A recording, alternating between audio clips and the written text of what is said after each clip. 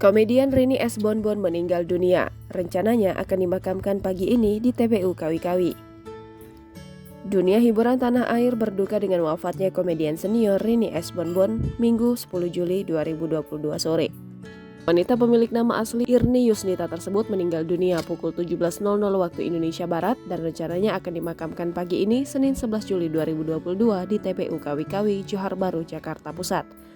Belum diketahui pasti penyebab Rini S. Bonbon meninggal dunia. Saat ini, jenazah almarhum masih disemayamkan di rumah duka kawasan Keramat Lontar, Paseban, Senen, Jakarta Pusat. Kabar duka tersebut disampaikan pelawak sekaligus kerabat Rini S. Bonbon, Kubil. Rini S. Bonbon merupakan komedian era 90. Komedian asal Betawi tersebut diketahui meniti karir melalui lenong.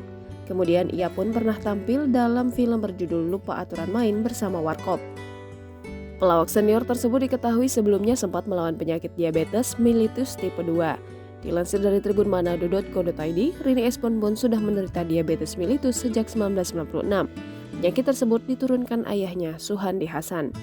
Penyakit tersebut nyaris membuat Rini S. Bonbon kehilangan kakinya karena peniti. Waktu itu, pada 2008, Rini S. Bonbon membeli sepatu baru untuk keperluan syuting. Tapi sayang, sepatunya terlalu sempit sehingga mengakibatkan lecet pada ibu jari kaki kanan.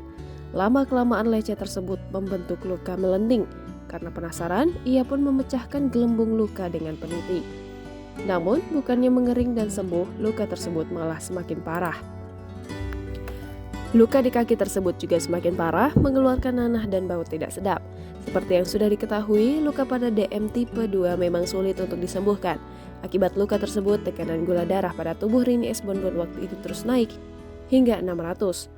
Suntikan insulin sebelum makan, obat dari dokter, dan pengobatan alternatif tidak ada yang manjur. Beberapa bulan kemudian, akhirnya menghitam dan ada beberapa luka baru yang membentuk lubang di kaki atasnya.